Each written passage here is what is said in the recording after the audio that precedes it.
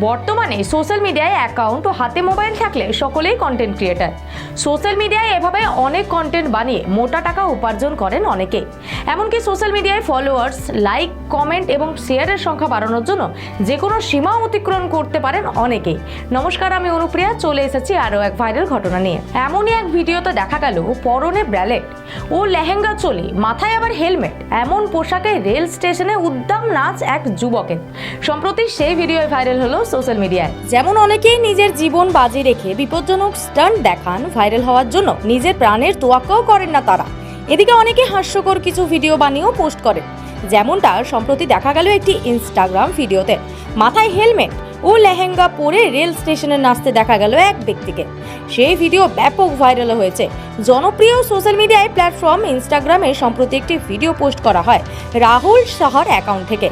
সেখানে দেখা যায় এক ব্যক্তি কমলা রঙের ব্র্যালেট পরে রয়েছেন আর নিচে পরেছেন লেহেঙ্গা চলি, এর সঙ্গে আবার মাথায় পরেছেন হেলমেট, কাঁধে রয়েছে ব্যাগও। এই অদ্ভুত কম্বিনেশন দেখে প্রথমেই সকলে হেসে গড়িয়ে পড়েছেন। তারপর দেখা যাচ্ছে বেথুয়া জহরে রেল স্টেশনে দাঁড়িয়ে রয়েছেন ওই ব্যক্তি। স্টেশনে আবার ট্রেন থেকে লোক নামতেও দেখা যাচ্ছে। এমন ভিডিও দেখে হেসে গড়িয়ে পড়ছেন নেটিজেনরা, আর সেই ভিডিওই মুহূর্তেই ভাইরাল হয়েছে।